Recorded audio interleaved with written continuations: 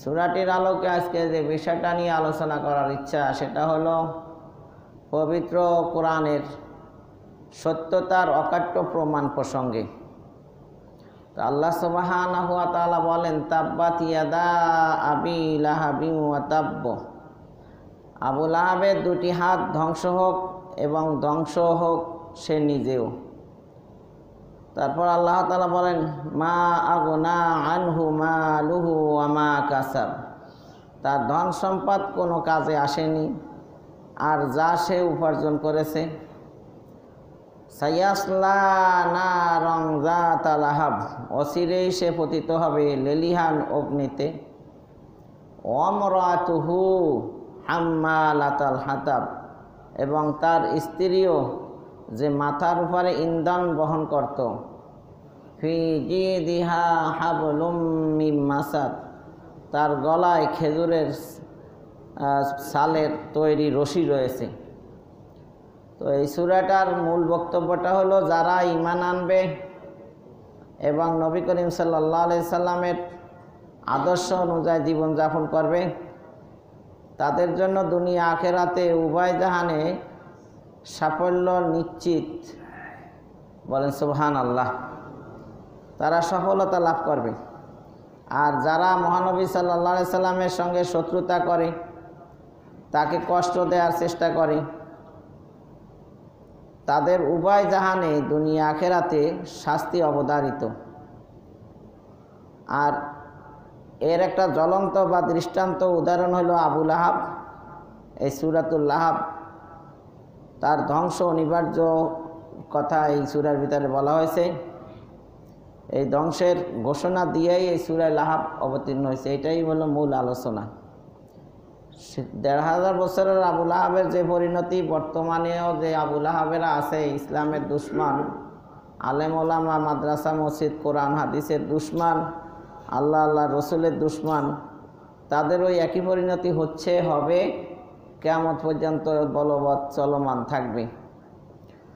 তো এই সূরা লাহাবের পূর্বের যে সূরা, তার সাথে একটা যোগ সাজেশ, একটা সম্পর্ক হলো যে সূরাতুল কাফিরুনের ভিতরে আল্লাহ তাআলা ৬ষ্ঠ নম্বর আয়াতে বলেন, লাকুম দীনুকুম ওয়ালিয়া দীন। তোমাদের জন্য রয়েছে তোমাদের কর্মফল আর আমার জন্য রয়েছে আমার কর্মফল। কাফেরেরা যে মূর্তি পূজার প্রস্তাব দিছিল যে আমাদের ধর্মেরও কিছু পালন করেন আর আপনার ধর্মেরও কিছু পালন করি, সেকুলার ধর্ম যেটা, যার যার যেটা মনে চায় এটা করুক, দলাদলি আর মারামারি কাটাকাটির দরকার নাই, দ্বন্দ্ব ফাসাদের সৃষ্টির দরকার নাই। একটা পর্যায়ে তারা একটা প্রস্তাব নিয়ে আসছিল। আল্লাহ সূরাতুল কাফিরুন নাযিল করে বললেন যে কখনো কাফেরদের সাথে মুসলমানের সাথে একতা সৃষ্টি হবে না, কারণ তারা মূর্তি পূজা করে, শিরিক করে। মুসলমান তাওহীদে বিশ্বাসী, একাত্মবাদে বিশ্বাসী, এরা মূর্তি পূজা করে না, শিরিক করে না। তো তাদেরটা তারা মানুক, এটা তার জন্য তার যে শাস্তি হওয়া সেটা পরকালে তারা পাবে। আর যারা মুসলমান, এরা যে একাত্মবাদে বিশ্বাসী, এর পুরস্কার আল্লাহর দরবারে তারা পাবে। তো এই আয়াত নাযিল হওয়ার পরে আল্লাহ তাআলার কাছে আল্লাহ রসুল প্রার্থনা করলেন যে, আল্লাহ, আমার জন্য কি পুরস্কার আছে? পুরস্কার তো আপনি দিবেন বলছেন, তা আমার পুরস্কারটা কি? তো আল্লাহ তাআলা সূরাতুন নাসর নাযিল করে বলেন, ইযা জাআ নাসরুল্লাহি ওয়াল ফাত, লাকান নাসরু ওয়াল ফাতহু। আপনার জন্য রয়েছে সাহায্য, বিজয়। বলেন সুবহানাল্লাহ। এরপরে আল্লাহ রসুল বললেন, যারা আমার শত্রু, যেমন আমার চাচা আছে, চাচিও আছে, এরা তো দুজনেই আমার বিরোধিতা করে, এদের কি পরিণতি হবে? তো যারা সারা জীবন আমাকে কষ্ট দিয়েছে, এরা তো মূর্তি পূজা করে, আর আমি তাওহীদের দাওয়াত দিলে সে পথ তারা গ্রহণ করে না, এবং এদের কি পরিণতি হতে পারে সেই সম্পর্কে আল্লাহ তাআলার কাছে জানতে চাইলে আল্লাহ তাআলা সূরাতুল লাহাব নাযিল করে বলেন, তাব্বাত ইয়াদা আবি লাহাবি ওয়া তাব্ব মা আগনা আনহু মালুহু ওয়া মা কাসাব সায়াসলা নারান যাতা লাহাব ওয়া ইমরাতুহু হাম্মালাতাল হাতাব ফি জিদিহা হাবলুম মিন মাসাদ। আবু লাহাবের দুই হাত ধ্বংস হোক এবং ধ্বংস হোক সে নিজেও এবং তার স্ত্রীও, সেও জাহান্নামের আগুনে যাচ্ছে। কারণ সেও নবীকে কি দিত? কষ্ট দিত, চলার পথে কাটা বিছিয়ে রাখত, রসুলের দুর্নাম চতুর্দিকে ছড়াইয়া দিত। তো এই সূরা যখন নাজেল হয় তখন তার স্ত্রী, তার নাম উম্মে জামিল, যেটা আগে আপনারা শুনে আসছেন, সে একটা পাথর নিয়ে রওনা দিছে, আল্লাহ রসুলরে পাইলে তাকে মারবে। আল্লাহ রসুল সাল্লাল্লাহু আলাইহি সাল্লাম খানায় কাবায় ওখানে বসে কোরআন তেলাওয়াত করতেছিলেন। সাথে ছিল আবু বকর সিদ্দিক রাদিয়াল্লাহু তাআলা আনহু। তো উম্মুল মুমিনিন হযরত আয়েশা সিদ্দিকা রাদিয়াল্লাহু তাআলা আনহা বর্ণনা করেন যে এই সূরা যখন নাজিল হয় তখন আবু লাহাবের স্ত্রী একটি পাথর নিয়ে হুজুর সাল্লাল্লাহু আলাইহি সাল্লামের কাছে আসলো। তিনি তখন কাবা শরীফের প্রাঙ্গণে উপবিষ্ট ছিলেন, তার সঙ্গে ছিলেন হযরত আবু বকর রাদিয়াল্লাহু তাআলা আনহু। তিনি তার ভাব সাব দেখা আল্লাহ রসুলকে বললেন, ইয়া রাসূলুল্লাহ, ওই যে আবু লাহাবের স্ত্রী সে আসছে, হয়তো সে আপনাকে দেখে ফেলবে, হাতে একটা পাথর আছে, এটা দিয়ে আপনার উপরে আঘাত করতে পারে, আপনি একটু আড়ালে যান। এই কথা শুনে আল্লাহ রসুল সাল্লাল্লাহু আলাইহি সাল্লাম বললেন যে আবু বকর চিন্তা করবে না, এই আবু লাহাবের স্ত্রী উম্মে জামিল আমাকে দেখতে পাবে না। বলেন সুবহানাল্লাহ। তারপর তিনি তেলাওয়াত করতে আরম্ভ করলেন, কোরআন তেলাওয়াত করতে আরম্ভ করলেন। বলেন সুবহানাল্লাহ। তো এখানে আল্লাহ রসুল সাল্লাল্লাহু আলাইহি সাল্লাম কোরআন তেলাওয়াত করা অবস্থায় আল্লাহ একটা পর্দা দিয়ে রাখলেন। এই মর্মে আল্লাহ তাআলা বলেন যে আপনি চিন্তা করবেন না, আমি আল্লাহ তাআলা আপনাকে মানুষের আক্রমণ থেকে হেফাজত করব। আল্লাহু ইয়াসিমুকা মিনান নাস, মানুষের থেকে আপনাকে কি করব? হেফাজত করব। একজন মাত্র মানুষ এক পক্ষে, আর গোটা আরব সমাজ, আরব জাতি আর একদিকে, বিশ্ব একদিকে আর উনি একদিকে। সবাই চেষ্টা করছে তাকে মারতে, কিন্তু মারতে পারে নাই। হেফাজত করছে কে? আল্লাহই হলো চমৎকার রক্ষক। তিনি যদি কাউকে রাখতে চান কেউ মারতে পারে না, আর কাউকে মারতে চাইলে কেউ বাঁচাইতেও পারে না। তো আল্লাহ তাআলা বলেন, যেটা সূরা বনী ইসরাইল 17 নম্বর সূরার 45 নম্বর আয়াতে, ওয়াইদা ক্বরাআতাল কুরআনা জাআলনা বাইনাকা ওয়া বাইনাল্লাযীনা লা ইউমিনুনা বিল আখিরাতি হিজাবাম মাসতুরা। আর তুমি যখন কোরআন পড়ো তখন তোমার ও যারা পরকালে বিশ্বাস রাখে না তাদের মধ্যে আমি এক অদৃশ্য পর্দা রেখে দিই। বলেন সুবহানাল্লাহ। তাহলে একটা পর্দা রেখে দিছেন। এই পর্দার কারণে এই ইসলামের শত্রু আবু লাহাবের স্ত্রী আল্লাহ রসুলকে দেখতে পায়নি। কোথাও বলেন যে একজন ফেরেশতা বা ফেরেশতাগণ আমাকে আড়াল করে রেখেছিল। বলেন সুবহানাল্লাহ। এটা তাফসিরে ইবনে কাসিরের ভিতরে আসছে। আবু লাহাবের স্ত্রী উম্মে জামিল যখন একটা পাথর নিয়ে আল্লাহ রসুলকে আঘাত করার জন্য আগাইয়া গেছিল, তো ফেরেশতারা তাকে আড়াল করে রাখছে, দেখতে পারে নাই। যাইয়েই বলতেছে, আবু বকর তোমার সাথী কই? বল কি হয়েছে? কয় সে নাকি আমার এবং আমার হাজবেন্ড, আমার স্বামী দুইজনের বিরুদ্ধে কবিতা আবৃত্তি করছে, রচনা করছে। কয় না, আমার নবী তো কোনো সময় কবিতা আবৃত্তি করে না। তখন বলে তুমি ঠিক বলছো। এবং উম্মে জামিল সেও ধমক দেয়, আমিও কিন্তু কবি, তোমার নবীর বিরুদ্ধে কিন্তু আমিও কবিতা লিখতে বলতে পারি। তা আবু বকর রাদিয়াল্লাহু তাআলা বললেন যে না, আমার নবী কবিতা আবৃত্তি করেন নাই। ওমা আল্লামনাহু শি'রা ওয়া মা ইয়ামবাগি লাহ। নবী কখনো কবিতা আবৃত্তি করেন না, আর এটা তার জন্য শোভাও পায় না। এই সঙ্গীত মঙ্গীত যারা গায় এদের ওয়েট আর নবীর ওয়েট কি এক হইল? এটা নবীর জন্য শোভাও পায় না। আর এটা তো মানব রচিত গ্রন্থ নয়, এটা আল্লাহর নবী রচনাও করেন নাই। এটা তো কার বাণী? আল্লাহর বাণী। আর আজকের আলোচনাটাই হলো কি এইটাই, যে পবিত্র কোরআন এর সত্যতার অকাট্য প্রমাণ প্রসঙ্গে আজকের আলোচনার বিষয়টা এখান থেকেই আসছে। কারণ উম্মে জামিলে কি বলছিল যে তোমার সাথী কি করছে, আমাদের হাজব্যান্ড ওয়াইফ দুজনের বিরুদ্ধে কবিতা আবৃত্তি করছে, মানে কোরআনকে তারা আল্লাহর বাণী স্বীকার করতে চায় নাই। তো ভাগ্যবান ইমানদারগণ আর হতভাগা শুধু তারা যারা তার প্রতি শত্রুতা পোষণ করে, দুনিয়া আখেরাতে তাদের শাস্তি, লাঞ্ছনা এবং অবমাননা অবধারিত।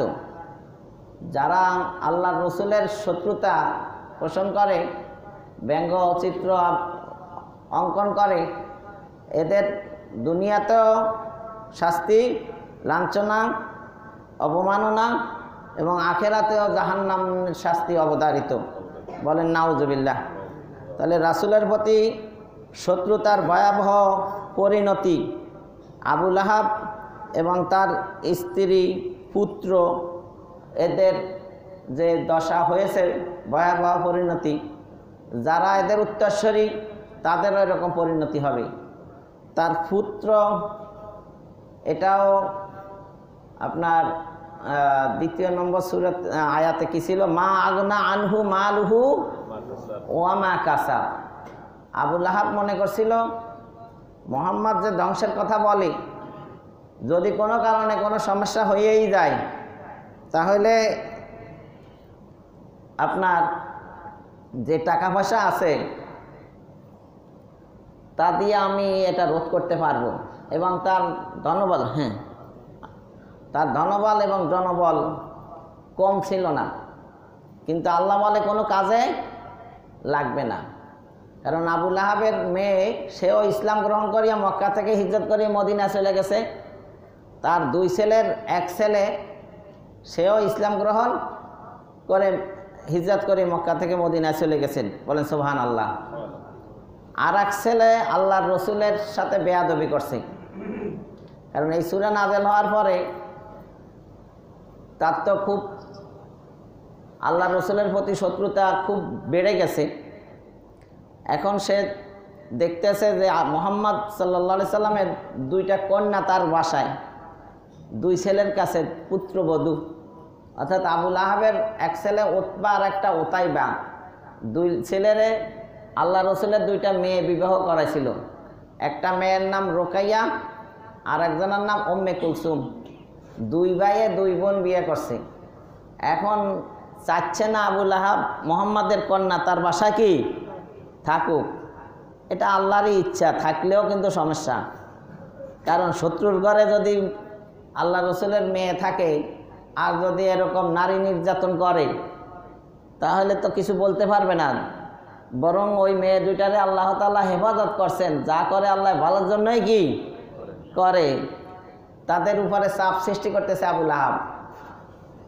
বলতে আছে যে এই মেয়ে 2টারে যদি তোমরা ডিভোর্স না দাও, তালাক না দাও, এদের সাথে বৈবাহিক সম্পর্ক বিচ্ছেদ না করো, তাহলে তোমরা ত্যায্য পুত্র হয়ে যাবা, আমার সম্পত্তি থেকে কোনো অংশ তোমরা পাইবে না। তখন এরা 2জনে ডিভোর্স দিয়ে দিল। আল্লাহ রসুলের 2টা মেয়ে চলে গেছে কোথায়? আল্লাহ রসুলের বাসায়। এমনিতেই নাই অর্থ করি, এতদিন পর্যন্ত বন্দি দশা ছিল না, খাবারের কোনো ব্যবস্থাও নাই। এমত অবস্থায় 2টা মেয়ে যদি বাসায় আসা ওঠে, বিবাহিতা মহিলা, এখন আরও চাপ বেড়ে যায় না? আল্লাহ রসুলের টেনশন আরও বেড়ে যায় না? যারা মেয়ে বিয়া দিছে তারা বুঝতে পারে যে বিবাহিত মেয়ে আবার যদি ডিভোর্স হয়ে যায় তখন বাবার টেনশনটা কি পরিমাণ হইতেই কি। আল্লাহ রসুলের টেনশন একটা মেয়ে না, কয়টা মেয়েই ছেড়ে দিছে? 2টা। খুবই চিন্তিত হয়ে পড়ছেন। এই জন্য তালাক ইসলামে বলা আছে ঘৃণিত হালাল বস্তু হইল তালাক, হালাল কিন্তু একেবারে ঘৃণিত, কীটনাশক ঔষধের মতন। একান্ত যদি সম্ভব না হয় তাহলে এক তালাক দিয়ে কিছুদিন ফেলায় রাখবে, যদি সংশোধন না হয় আর এক তালাক দিবে, তাতেও সংশোধন না হলে দীর্ঘমেয়াদী পরবর্তীতে 3 তালাক দিয়ে বিদায় দিবে, ঝটপট কোনো সিদ্ধান্ত নিবে না। তাও সূরা নিসার ভিতরে আছে তালাকটা ৪র্থ নম্বরের পদক্ষেপ। প্রথমে তাকে উপদেশ দিবে, বুঝাবে যাতে সংসার টিকে থাকে, তাতে কাজ না হলে শয্যা ত্যাগ করবে, তাতে কাজ না হলে মৃদু আঘাত করবে, মুখে মারবে না, এক জায়গা 2 বার আঘাত করবে না, শরীরে দাগ ফেলাবে না। তারপরেও যদি প্রহারে কাজ না হয় পরে 1 তালাক করিয়া আস্তে আস্তে করিয়া 3 তালাক দিয়া বিদায় দিবে। তো এই জন্য মহিলারা তো বাঁকা হাট দিয়ে তৈরি হয়েছে, ওরা এমনিতে একটু বাঁকা থাকবেই। আল্লাহ রসুল বলেন সোজা করতে যাইও না, তাহলে ভেঙ্গেই যাবে, মানে সংসার টিকবে না।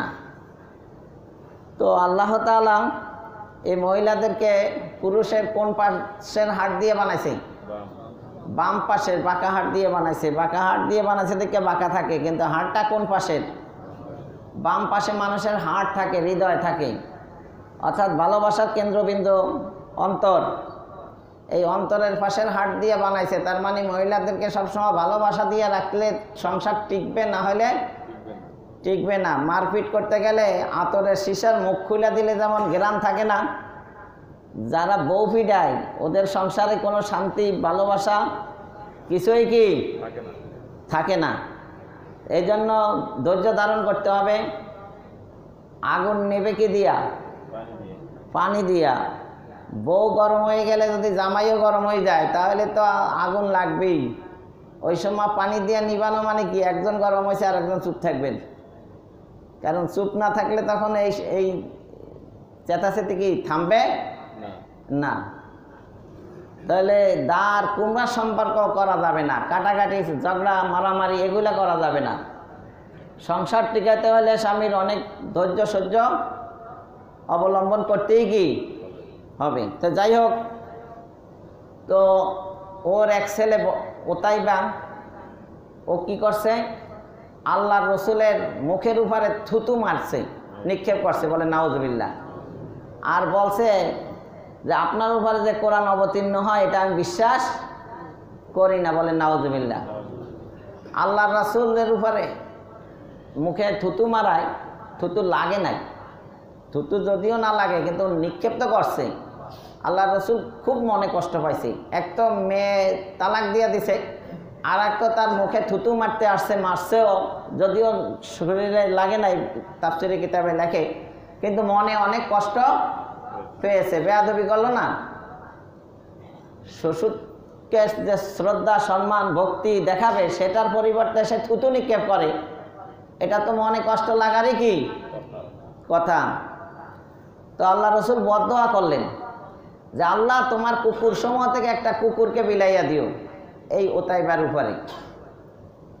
এখন ওতাইবা আয়সা আবুল আহাবকে বলতে আছে আমি তার মুখে থুতু নিক্ষেপ করিয়ে আসছি।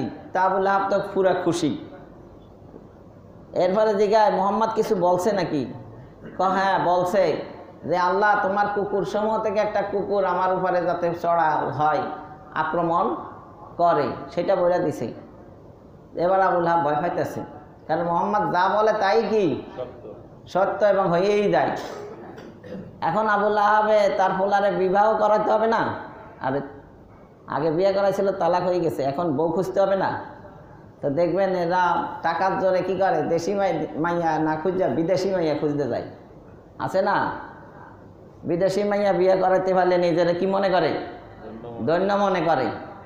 দেশি মাইয়া হেকে পছন্দ হয় না। আর মুসলমান না করাইয়া খ্রিস্টান করাইতে পারলে আরো বেশি গর্ব মনে করে নাকি? এবার আবুল আহাব বিদেশে যাইতে আছে, পোলারে বিয়ে করাইতে, মাইয়া খুঁজতে যাইতে আছে সিরিয়া। যাওয়ার পথে রাত হয়ে গেছে, এখন থাকবে কই? এক জায়গা তাঁবু টানাইছে, লোকেরা বলতে আছে এখানে তো অনেক এই হিংস্র প্রাণী, সিংহ বাঘ এগুলো আসে, তো এখন যাবে কই? রাত হয়ে গেছে। কয় আমার লোকজন আছে, এরা হওয়ারা দিবে। তো এরা তো উটের উপরে করিয়াই এক জায়গা থেকে এক জায়গা যায়, তখন তো আর গাড়ি ঘোড়া ছিল না। তো লোকজনকে বলতে আছে, তোমাদেরকে অনেক টাকা দেওয়া হবে, আমার এই ছেলেটারে দেখে শুনে রাখো, কারণ মোহাম্মদের বদদোয়া আছে ওর উপরে, ভয় পাইতেছে। তো লোকজন করছে কি, চারোদিকে আগে উটটুট বসাইয়া ভিতরে চারোদিকে আবার মানুষজন শুইছে, মাঝখানে রাখছে কারে, ওতাই পারে ছেলেরে। কিন্তু আল্লাহরই হুকুম, রাত যখন গভীর হয়েছে তখন একটা বাঘ আসছে। একটা বাঘ আসা ওই নাক লাগাইয়া সবার মুখে শুকিয়া শুকিয়া ভিতরে চলে যাইয়া ওতাই পারে চিরে ফিরে কলিজা মুখে নিয়ে চলে যাইতেছে। আসলে তো এটা ফেরেশতা, এটা কি আর জঙ্গলের বাঘ? ফাঁকি দেওয়া কি সুযোগ আছে? আল্লাহ রসুলের বদদোয়া নির্ঘাত। এই জন্য আপনারা অনেক সময় মনে করেন কি, এই আলেম ওলামা এরা আর কি করব, জনবল নাই, দনবল নাই, এই শান্তশিষ্ট মানুষ যা ইচ্ছা তা বলে, কান দর্গে উড়ায় বসায়। হ্যাঁ, আমাকে হুজুরে বলছিল, কয় ইমামতি মানি, কয় বোর কাছে স্বামী হাজবেন্ডের লুঙ্গি, হাজবেন্ডের লুঙ্গি যে কোনো সময় টান দিয়ে খুলতে আবার হাজবেন্ডের কাছে পারমিশন চাওয়া লাগে নাকি? চায় নাকি কেউ? তো এটা যেমন তার কাছে ইজি ব্যবহার, কয় কমিটি সভাপতি সেক্রেটারি মানে মুসল্লিগের কাছে ইমামের চাকরি এরকম হালকা মনে করে এরা। এরা টান দিয়ে খোলা মানে যে কোনো সময় তাকে পদত্যাগ বা অপসারণ করা, বাদ দিয়ে দেওয়া তাদের কাছে কোনো কিনা। কিন্তু একটা লোকের চাকরি চলে গেলে তার পরিবার কিভাবে চলবে, তার মন থেকে কি বদদোয়া আসবে, এই চিন্তা কি জনগণ করে? করে না। পাকিস্তানে তারিক জামিল অনেক ভালো বক্তা, উর্দুতে বলে, উর্দু বুঝলে ওনার বক্তৃতা শুনেন, খুব সুন্দর বক্তৃতা দেয় কোরআন হাদিস দিয়া। উনি বলেন যে শেষ রাত্রে উঠে যদি আল্লাহর কাছে কেউ মন থেকে বদদোয়া করে, তাহলে আপনার জন্য মাসালা হল হয়ে গেল, মানে একেবারে আপনার ধ্বংস অনিবার্য। কারণ জাগা মতন কমপ্লেন দিছে, প্রধানমন্ত্রীর কাছে দেয় নাই, আহকামুল হাকিমিনের কাছে দিয়ে দিছে। আপনি বদদোয়ারে কি মনে করেন? কত আলেমকে নির্যাতন দিছেন, তারা কি বদদোয়া করে নাই? তাদের পরিবাররা কি বদদোয়া দেয় নাই? এই বদদোয়ার শিকার হয়েছেন আপনি। আপনি মনে করেন না যে আপনার জনবল গায়ের শক্তি, বাহিনীর এই শক্তি আপনাকে রক্ষা করবে। আপনি যতই বিশ্বাস আস্থাভাজন লোককে বসান না কেন, কোনো কাজ হবে না। এটা ফয়সালা কোথা থেকে আসছে? কারণ কমপ্লেন কোথায় দিছিল? আল্লাহর কাছেই তো কি কমপ্লেন দিছে। তাহলে আল্লাহ রসুল বদদোয়া দিছে নির্ঘাত, ওটাই বা শেষ। এইভাবে এই কোরআন যে কথাগুলা বলছে সূরা লাহাবে, যে আবু লাহাব ধ্বংস হোক, এটা কোথায় বলছে বলেন তো? সূরা লাহাবের ভিতরে। এটা কি ধ্বংস হওয়ার আগে বলছে না পরে বলছে? আগে বলছে। তাহলে এটাও তো একটা চ্যালেঞ্জ হয়ে রইল। ধ্বংস হওয়ার আগে বলছে যে চ্যালেঞ্জ হবে, এই ধ্বংস হবে, তো ধ্বংস এখনো হয় নাই। এখন ধ্বংস না হলে তো মোহাম্মদ নবী থাকে না, কোরআন আল্লাহর বাণী এটাই তো প্রমাণ থাকে না। তখন তো কোরআন মিথ্যা হয়ে যায়, নবীও কি হয়ে যায়, ইসলামও মিথ্যা হয়ে যায়। কিন্তু আল্লাহ কোরআনকেও সত্যে প্রমাণিত করছেন, লা রাইবা ফি, কোনো সন্দেহ নাই। ঠিকই আবু লাহাব ধ্বংস হয়েছে, তার ওয়াইফও কি হয়েছে, এবং যে পদ্ধতিতে ধ্বংস হবে, ফি জিদি হাবলুম মিন মাসাদ, গলায় খেজুরের রশি ফেসাইয়া। গলায় রশি কি আগে ফেসাইছিল নাকি সূরা নাযিল হওয়ার পরে? তাহলে যেভাবে বলছে ঠিক সেইভাবেই কি ফেরেশতারা তার গলায় রশি ফেসাইয়াই কি তাকে মৃত্যু দিয়েছে। তাহলে কোরআন সত্য প্রমাণ হলো কি না? তাহলে আজকের আলোচনা হলো পবিত্র কোরআনের সত্যতার অকাট্য প্রমাণ প্রসঙ্গে। কোরআন কার বাণী? আল্লাহর বাণী। তো আমরা কোরআন হাদিস এটাকে বলি ইসলাম। ইসলাম বলতে কোরআনকেও বোঝায়, হাদিসকেও কি? তাহলে কোরআন হাদিসের সমন্বয় হলো কি? তাহলে হাদিস হলো নবীর বাণী, নবী রাসূল যুগে যুগে আসছিল, আর ওহীও যুগ যুগ ধরে আল্লাহ তাআলা নবী রাসূলের কাছে পাঠাইছেন। যাদের কাছে আসমানি কিতাব দেওয়া হয় না, শুধু ওহী প্রেরণ করা হয়, তারা হলো নবী। যাদের কাছে ওহীও প্রেরণ করা হয় এবং কিতাবও দেওয়া হয় তাদেরকে বলা হয় রাসূল।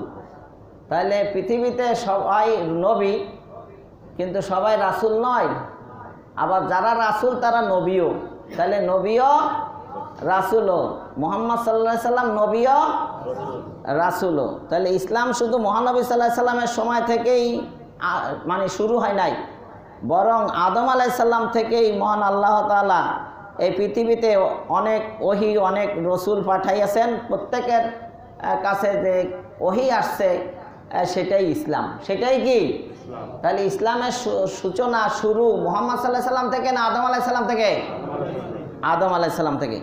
হযরত মুহাম্মদ সাল্লাল্লাহু আলাইহি সাল্লাম আল্লাহর প্রেরিত সর্বশেষ ও সর্বশ্রেষ্ঠ রাসূল, সর্বশেষ খাতামুন নবিয়্যিন। আল্লাহ রসুল বলেন আনা খাতামুন নবিয়্যিন লা নবিয়্যা বাদি, আমি সর্বশেষ নবী, আমার পরে আর কোনো নবী আসবে না। এবং কোরআনের প্রায় 100-এর উপরে আয়াতে কারিমা আছে এই মুহাম্মদ সাল্লাল্লাহু আলাইহি সাল্লাম যে সর্বশেষ নবী এই কথার প্রমাণস্বরূপ। যেমন আল ইয়াউমা আকমালতু লাকুম দীনাকুম ওয়া আতমামতু আলাইকুম নি'মাতি ওয়া রাযীতু লাকুমুল ইসলামা দীনা। সূরা মায়দা 3 নম্বর আয়াতে আল্লাহ তাআলা বলেন, বা 2 নম্বর আয়াতে, যে দিন আমি আদম আলাইহিস সালাম থেকে নিয়ে শুরু করছিলাম, এটা মুহাম্মদ সাল্লাল্লাহু আলাইহি সাল্লামের কাছে এসে পূর্ণ করলাম। আচ্ছা, তো পূর্ণতার পরে তো আর কোনো নবী আসার দরকার নাই। কেউ যদি আবার নবী নিজেকে দাবি করে, তার মানে হলো ইসলামের এখনো কি আসে নাই, পূর্ণতা আসে নাই, এই কথা বলা। তাহলে পূর্ণতা হয়ে গেলে তো আর নবীর দরকার নাই।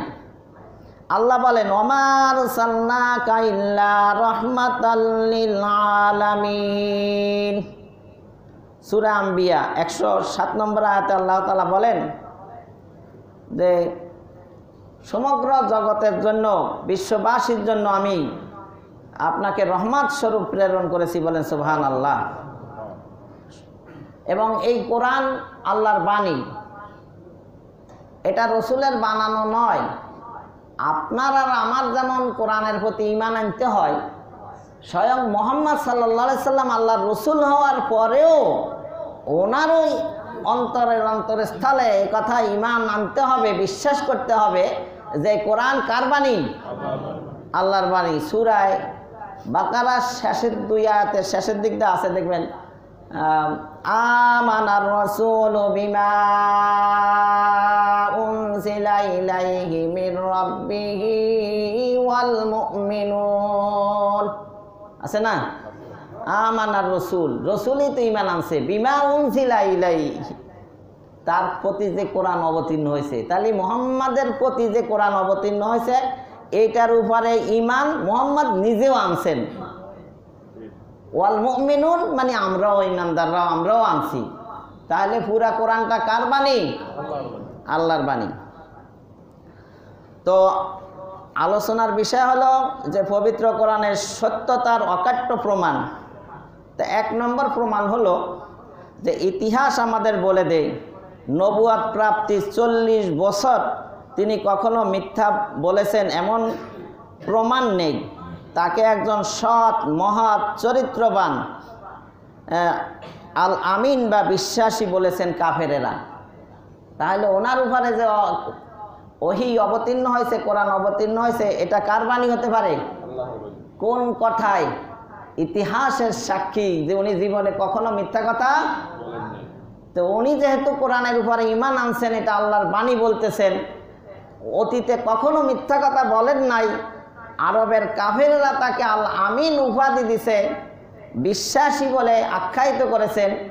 এই দলিলের ভিত্তিতে কোরআন কার বাণী? আল্লাহর বাণী। 2 নম্বর, অনেক ব্যক্তি দুনিয়াবি মোহে নবী সাধক বা প্রচারক হিসাবে মিথ্যা দাবি করে।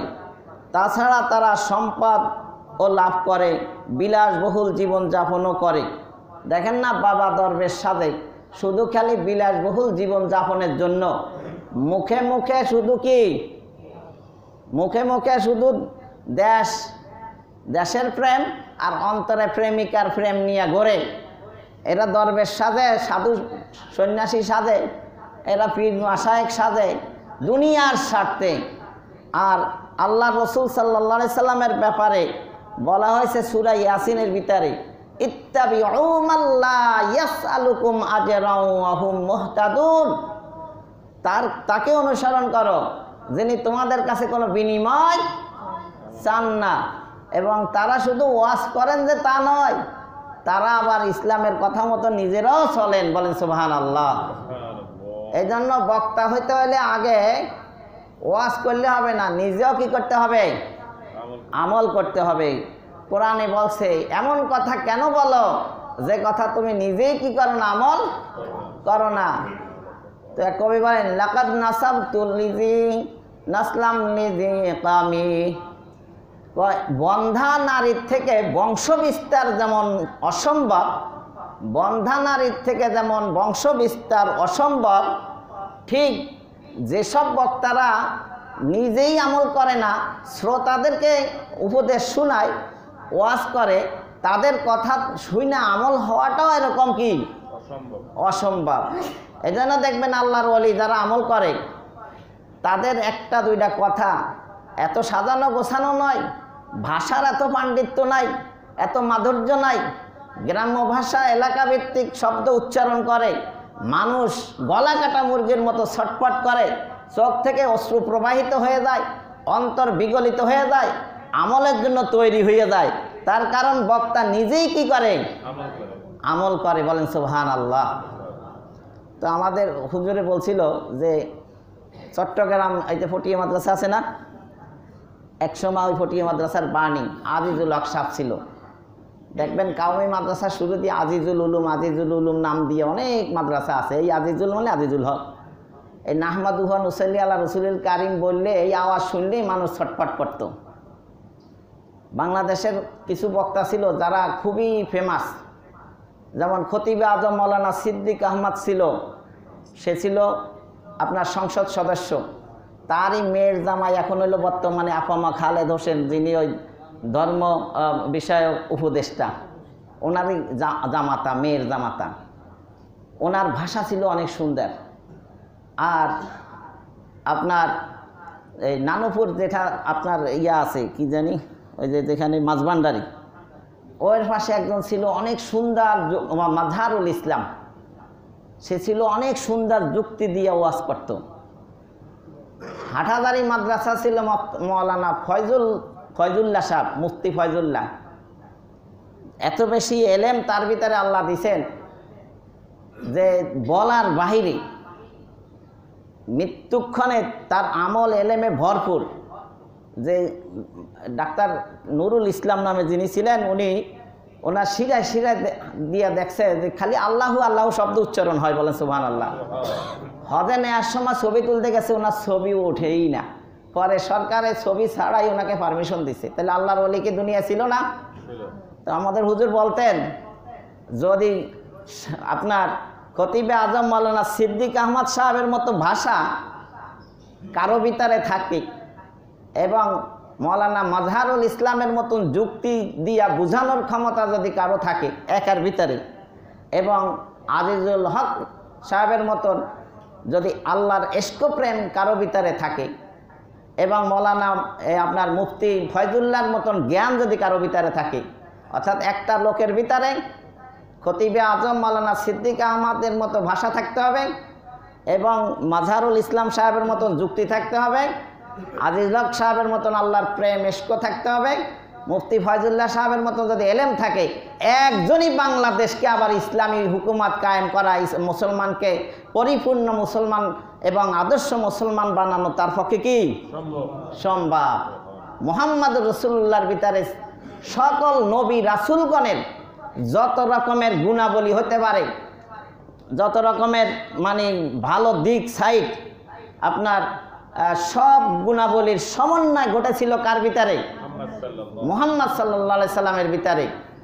আল্লাহ সূরাতুল কলমে বলেন, ওয়া ইন্নাকা আলা খুলুকিন আযীম, যার মাপার সুতা ফিতা নাই, কি পরিমাণ জ্ঞান বিদ্যা বুদ্ধি আল্লাহ মুহাম্মদ সাল্লাল্লাহু আলাইহি সাল্লামের ভিতরে কি ফাকাদ নবিয়িনা ফি খালকি ওয়া ফি খুলুকি ওয়ালাম ইয়ানালুহু ফি ইলমি ওয়ালা কারামি, এলেম কারাম হিকমা আল্লাহর রসুলের ভিতরে যে পরিমাণ দিয়েছেন, সকল নবী রাসূলের সকল গুণের সমন্বয় করেছেন কার ভিতরে? এই জন্য উনি একাই গোটা বিশ্বে ইসলামের প্রসার করা ওনার পক্ষে কি হয়েছে? সম্ভব হয়েছিল। তাহলে উনি কি টাকার বিনিময় করছিলেন না মাগনা ফাও ফিরি? ইত্তাবিউ সূরা ইয়াসিনের ভিতরে মাল্লা ইয়াসআলুকুম আজরা, তাহলে টাকা পয়সা না নিয়েই তো ওয়াজ করতে হয়।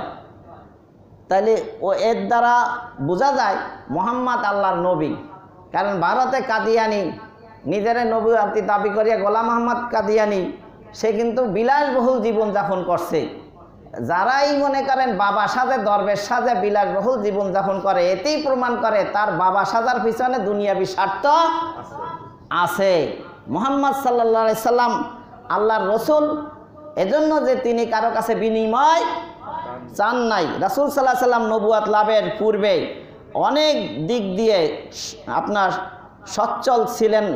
তিনি নবুয়াতের 15 বছর পূর্বে একজন ধনাঢ্য ব্যবসায়ী মহিলা খাদিজা রাদিয়াল্লাহু তাআলা আনহাকে বিয়ে করেছিলেন।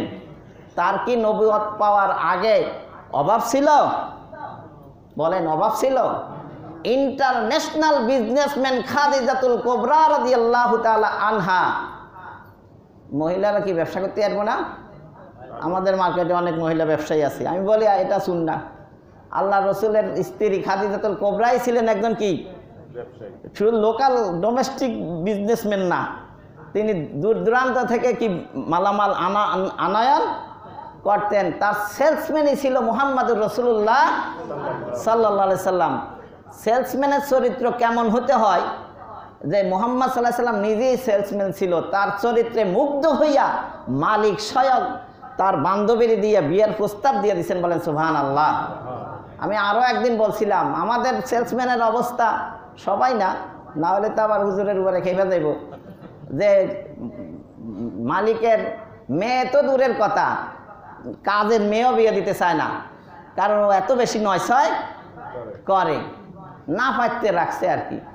তো এই স্বভাব পরিবর্তন করেন। এখন কিন্তু একটা পরিবর্তনের সময় আসছে, সৎ হওয়ার একটা মানে গুঞ্জন এবং আহ্বান করা হচ্ছে যে আপনারা সবাই যা করছেন এখন থেকে কি হয়ে যান? সৎ হয়ে যান। আয় তো এরে লাহুতি উস রিজিক সে মৌত আছি, জেস রিজিক সে আতি হায় পরওয়াজ মে কোতাহি। মৃত্যুর সময় রুহুটা বাইরে হয়ে যাবে, যাবে কোন দিক? নিচের দিকে না উপর দিকে? তাই শক্তি লাগবে না যাইতে? আপনার দেহের শক্তি থাকলে যেমন হাঁটতে পারেন, রুহুর শক্তি থাকলে উঠতে পারবে। হারাম খাইলে রুহের শক্তি থাকে না। আয় তয়ের লাহতি উস রিজিক সে মত আছি,